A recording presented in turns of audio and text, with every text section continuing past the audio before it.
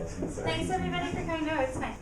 We're very excited today to have Jan here to give a talk on his research about autism. Jan was actually the previous academic officer as well, so he should know how these are done. It should be a great presentation. Thanks again. Yeah, cool, thank you. So I'm working in the Autism Research Center here in Cambridge, and my work is kind of psychophysical, and I in particular study visual symptoms in autism. And so today I'm going to talk about spatial properties of visual processing, and I'll explain a little bit more about what that actually means and why it's important in a little bit. But first, I have got this quote from someone who has autism, from her autobiography. And so she says, "My bed was surrounded and totally encased by tiny spots, which I called stars." And then she says that later she found out that they're actually air particles or little pieces of dust that were floating around. But because she had such hypersensitive vision, they kind of became much more salient to her than they would be to other people. And this is a fairly common experience for people on the autism spectrum. So increased attention to detail is kind of the one thing that a lot of people experience, and for a lot of people that's actually quite a sort of big part of what's problematic about their autism, because it's kind of difficult to then go out and kind of operate in daily life, because you're often distracted by very small pieces of detail that kind of stop you from, I don't know, driving a car, for example, would be more difficult. Cool. And so this is just some of the other symptoms. So you have hypersensitivity, which is something fairly non-specific and can occur in pretty much every sensory modality. So vision, but also hearing. A lot of people with autism have kind of hypersensitive hearing and can't stand it if there's a ticking clock in the room, for example. Or touch. So people with autism often don't like to be hugged, in part because they don't quite like the physical sensation of being hugged. And that can often lead to sensory overload, which again is slightly vague and not really a kind of clinical term. But yeah, what it kind of means is that people with autism get overwhelmed with sensory input. And so there's two current theories. Well, one is current, one is kind of old. So the older one is this, is called the weak central coherence theory, and what they're trying to explain is these sort of attentional deficits in autism to kind of the bigger picture. So a lot of the time in autism, your attention to small things actually becomes interferent. And so what they say is that that's because there is a difficulty on the autism spectrum of integrating a lot of features into sort of the whole bigger picture. And so they call it poor global processing. And then a more updated view of perception in autism is this enhanced feature processing theory, which actually says that there's no real deficit in processing global concepts, and that the real problem lies, well, I guess the real benefit to people with autism is that they have enhanced processing of individual features. And I've got these sort of schematic diagrams down here. In the visual system, color, shape, position, speed are usually processed by separate streams, so they're done by quite separate systems within the visual hierarchy. And so if you had this shape and you were looking at it, you might be processing the red shape first as the color red and the sort of triangular shape, and then you would put that together to form the red triangle, and then the bottom part, this green square, would also become first a green square, and then together they would form that house shape. And so what this enhanced feature processing theory says is that there's actually enhanced processing of features before they get integrated into bigger pictures. And so you have this, I guess, enhanced salience of individual features of visual scenes. Cool. And then there's been some work on sort of the neural basis of this. It's all very speculative, and there's kind of a lot of logical leaps being made there. But one thing that we find in autism is that there's a kind of hyperconnectivity between cells in the brain which are close by each other, and there's a reduced connectivity between cells which are further away from each other. Cool. And so going back to this quote, what I in particular studied and what I'm going to present here is kind of this actual spatial aspect of visual processing. So why would you be spending more time paying attention to small details in a visual scene compared to bigger elements of the scene? And so I thought that there could be two basic problems at hand here. So one is an attentional narrowing. So attention is often sort of conceptualized as a spotlight, and if people on the autism spectrum tend to have a more narrow attentional spotlight, then that would lead to kind of a smaller scale of visual processing. Or it could be driven by an atypicality in a low-level filtering mechanism. And so I tested both of these. And the first thing that I did was test the field of attention. And so what I did is I used an attentional cueing paradigm, where basically you throw up a little dot on a blank screen, and then people automatically sort of pay attention to that location. And it's called an exogenous cue because what you're doing is you're grabbing kind of people's attention instead of telling them, oh, pay attention to this part. And what I wanted to know is, from the position that you cue, how steep does this attentional gradient fall off? So Did you use eye tracking to do that, or? I did use eye tracking, yeah. Basically, what I was trying to do is use covert attention, which is where you don't actually move your eyes. So even though you're looking at one spot, you might be paying attention to a different spot in your visual field. And so I actually gave people this fixation cross. This is all done with PowerPoint graphics. I'm really sorry about the terribleness, but so they have this fixation cross, and then the cue was this little dot in the periphery, and then the task was to say whether this circle was open at the bottom or the top. So pretty straightforward. It's a very very basic visual task. So I'm just going to demonstrate. So if you all focus on this cross, that dot should have grabbed your attention in that part of your visual field. And in particular, my idea was that you'd be paying most attention to where the actual dot was, and then you'd be paying more attention to the sort of area around it, but it would fall off, maybe in a sort of Gaussian curve or a linear gradient or something like that. And so the actual experiment ended up being like this. So the dot came, and then the target came. It all happened very quickly to make it difficult for people.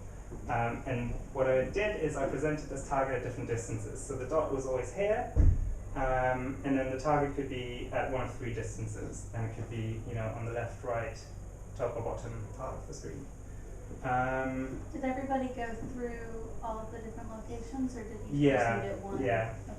So people had to do this like 900 times. So it took a long time. Yeah. These experiments aren't the most fun for people to do. But yeah, so each person ended up having about, I think it was 18 trials at each location. Just to get sort of an estimate of the actual accuracy at that point.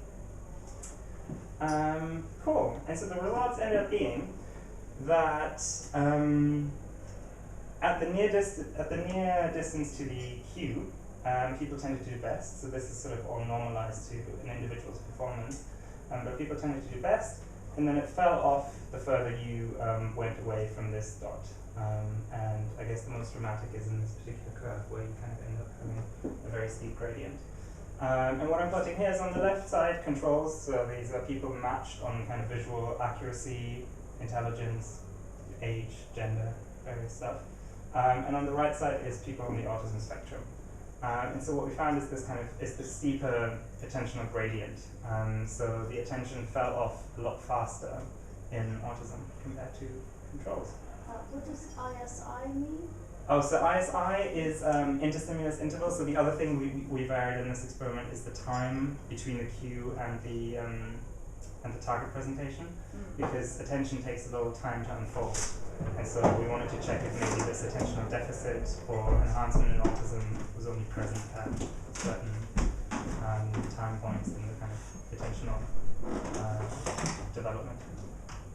But we actually found that this was significant at all of these time points.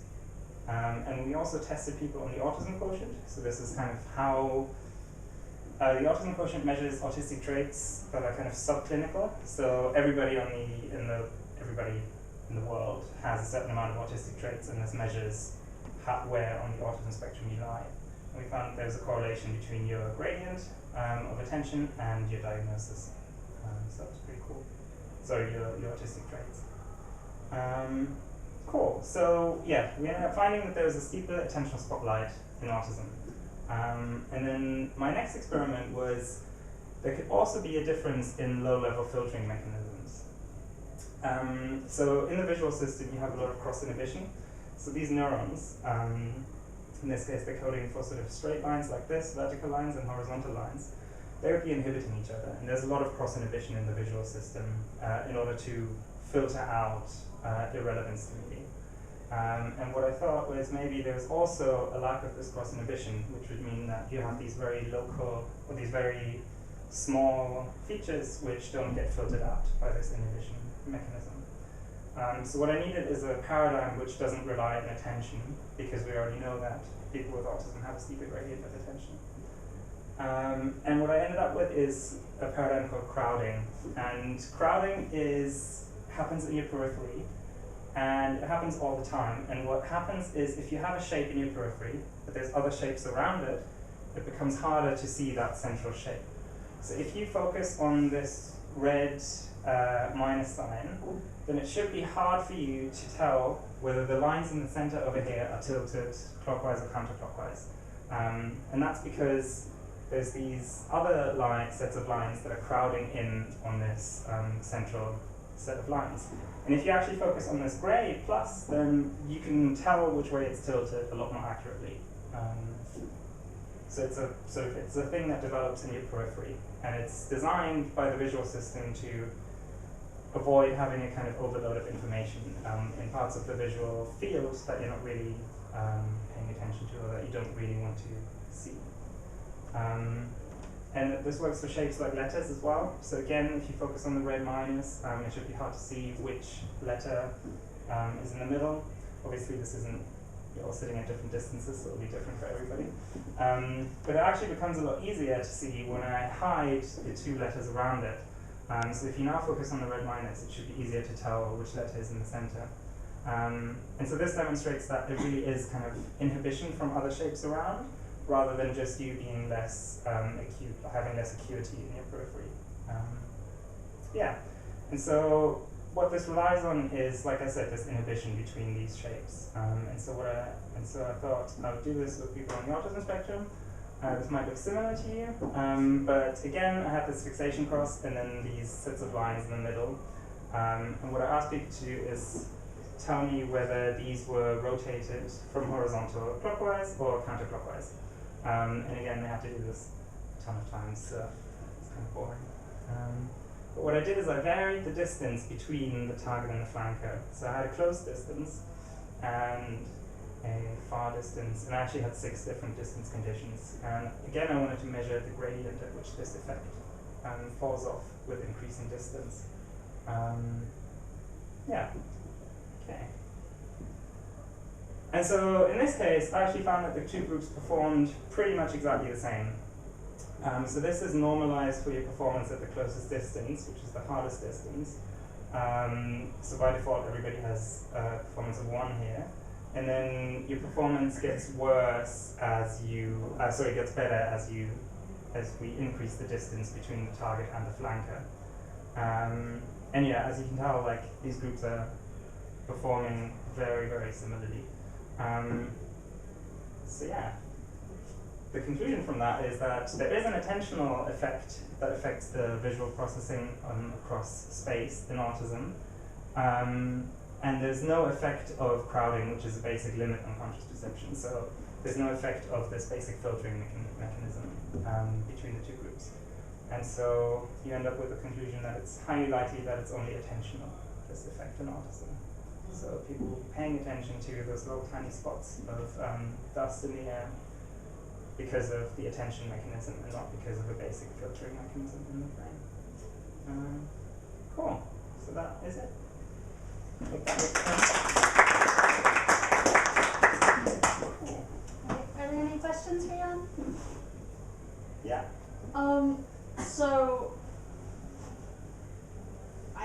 know if this is really your area or not, but I guess what does this mean in terms of treating or helping people with autism? Do you see any like obvious way of applying this research in order to help people function better, like more normally, or is this just sort of an interesting understanding thing? Yeah, it was very much aimed at just understanding better what is actually going on. I think it's going to be a while until this can be sort of translated into anything like treatment or support for people with autism. The one interesting thing is that a lot of people have been talking about inhibition being impaired in autism, and that could be like the fundamental underlying problem in autism. And in this experiment, I found that there was no difference between the autistic group and the control group. So this points to its, maybe not being the most basic problem in autism, because at least in the early visual system, inhibition is equivalent. Okay. Yeah. So you recruit a lot of volunteers for your research. And how many, may I ask? So this was 50 in the first experiment and 58 in the second experiment. So 50 for each group, or 50? No, 50 overall, so 25. So how do you find the autism volunteers? So we have, our lab has like a website database where people can go and sign up, and then they get emails every month. Okay, so they are interested in... They're interested in research. Yeah. And actually one problem that this research has is that it's mainly people with high functioning autism. So a lot of people with autism who are not high functioning can't really communicate verbally very well. And so unfortunately this doesn't include that population. So what's high functional autism? High functioning autism just means autism but without the language problems. So you still have the social problems, you still have sensory symptoms, but you don't have language delay, which is a key part of classic autism. So maybe people that is a little antisocial, can we say they are autism? Yeah, I mean, it involves a clinical diagnosis, so it's a bit more complicated than that. But yeah, social difficulties are like a symptom of autism. I have 2 questions, but Georgie, go ahead. So I guess your control group was Cambridge students, essentially. No, it wasn't actually, I mean, it included Cambridge students, definitely, but we recruited them. Again, we have a database of control participants, which we find by just going to like primary and secondary schools in Cambridge, and we say to all the parents, sign up to our database. Okay, yeah, because question. So in theory, it's like a normal population. Okay, yeah, because I would be curious to know how they compare an autism score to average population. Yeah, I think it depends on your course that you do in Cambridge. Yes. Also, another question. You mentioned you used eye tracking as well as the fixing thing. Were these at the same time? Yeah, but the eye tracking was actually just used to check that people were fixating. Okay. So we didn't, because we were telling people always look at this cross in the middle. There was like, we basically just used it to check whether they were doing that. And then it allows you to throw out trials at the end where people weren't fixating, which is quite useful. Yeah, because I guess when you're using the cue, it's quite natural for people even trying to look at that. So absolutely, yeah. Measuring reflexes. Okay. Yeah, I mean the benefit of, so I can go back, but so the interstimulus interval that we use, short, medium, and long, they were all very, very short, which means that you don't usually have time to do an eye movement, because so the cue comes on and then 100 milliseconds later the target will pop up, and eye movements usually take about 150 milliseconds, so that helps combating that problem. But people do try to cheat.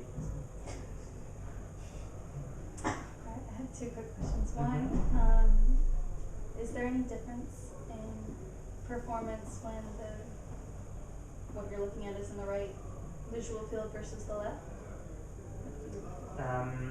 No. So the reason why we had so many conditions was to check if that was true. There is usually a benefit of it being in the upper visual field compared to the lower visual field. But whether you're benefiting from the right or the left side actually depends on the person. So some people have their dominant eye is the right eye, in which case they do better on the left side, and for some people it's the other way around. Well, so I guess, because I know visual field, so right visual field is processed by the left side of the brain, so I was Yes. if there's anything, like if your left side or your left hemisphere dominant, do you perform better with the right visual field, or? I don't actually know about that. But we checked whether people were Yeah. performing similarly, and then we collapsed across the conditions. Yeah. So in our experiment, there was no difference. And then the second question, related to some things earlier, do you know if high functioning autism is from similar causes and has a similar progression as, or I guess pathology, I don't know if that's the right word, Yeah. as Yes and no. So there's genetic causes that are shared between all autism spectrum conditions. So that includes classic autism, high functioning autism, and Asperger's syndrome. And there's genetic causes shared by all of them, but there's also genes that are uniquely involved in some of them. But it's very confusing. People aren't quite sure about it. And actually, the current diagnostic criteria have been changed to get rid of all these subcategories and just have one category of autism spectrum disorder. Yeah, so I guess clinicians think there might not be too much of a difference between them. Are there any other questions? Can you use what you've done now to diagnose autism? In the sense that you're slow, you can use it to diagnose it, and I'm assuming because you used high functioning autism, is there any way of like, because it said, oh sorry, that was wrong. Is there any way of like diagnosing like those sort of differences in the severity of it, or? Yeah, possibly. I think ideally, well, I think the most you could hope for is diagnosing perceptual aspects of autism. I mean, at the minute, how is it diagnosed? I mean, apart from like just sticking somebody in a room and seeing how they interact, because I actually genuinely don't know how it's. Yeah, that is how you do it. So okay. there's clinical tools, so one is called the Autism Diagnostic Observation Schedule, where you have like a 1 hour conversation and there's specific things that you need to ask, there's specific games you need to play. Some of it is really silly. But yeah, you kind of check, are they making eye contact, are they responding appropriately to questions, are they asking you questions in return, stuff like that. So it's kind of standardized, but also very individual between clinicians. Yeah, so that's how you diagnose it. But then I think, so there's no official like criterion either, so... Yeah, I mean, if it's like clinician dependent, then... Yeah. At the end of the day, your clinician will just decide whether you have autism or not. At least in the UK, and they can use whatever tool they want to do that. Okay. Yeah. Is the proportion of people with autism really high? Because I haven't encountered one, I think. Sorry? Because I don't know, I don't think I know people from this yet. Well, that might be because they're not that social. But the proportion, the latest estimate is 1 in 68 people. Oh, Yeah, so it is quite high, and it's actually been increasing, so there's a debate going on about whether we're just diagnosing it more or whether there's actually a rise in autism. If there was a rise in autism, why would that be? Definitely not vaccines. Yeah, possibly kind of lifestyle influences, but I think that's very highly unlikely as well. I think because 80% of the variation in autism is actually genetic, so any increase, yeah, could be due to epigenetic factors possibly. Are there any environmental factors that might affect it? Because I mean, you can get like mental disorders throughout your life. Like I know one of my friends, she had her sister came and visited, and the summer she was fine, and like 3 months later she was psychotic. Yeah, you can definitely, I mean, pollutants I think is the thing that people are thinking about now. Right. So I guess in particular, like heavy metal influences your Okay, right.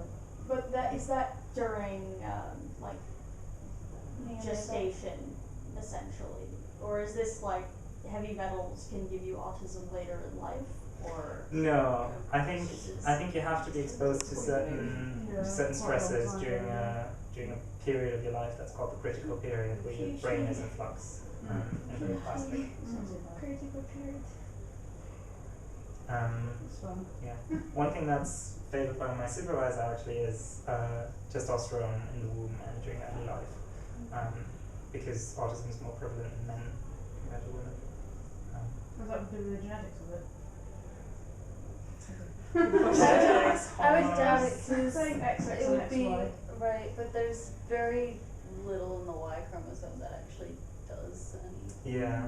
So I would. I think the idea is that men tend to express more testosterone, so testosterone could be affecting your brain development. There you go. Okay. Earlier, did you say that when you put the target, or whatever you call it, in the upper visual field, they perform better? Yeah. Why is that? Why do you think that might be? Evolution. Just evolutionarily, we've had to use our upper visual field more frequently than our lower visual field. Yeah. It's just the thing that happens in every single human being, I think. Yeah, That's there's outside of your body, you are, right? there's some really weird quirks about the visual system that I I think don't so, know, like are just remnants of looking down at like fine detail stuff, but you have to be like paying attention to like the predators and stuff. I'm just making I think this you up. can make a story like that up about anything. Yes, I know. I'm good. I'm a physicist, I don't know it. Alright, are there any more questions? Alright, well let's thank Regen.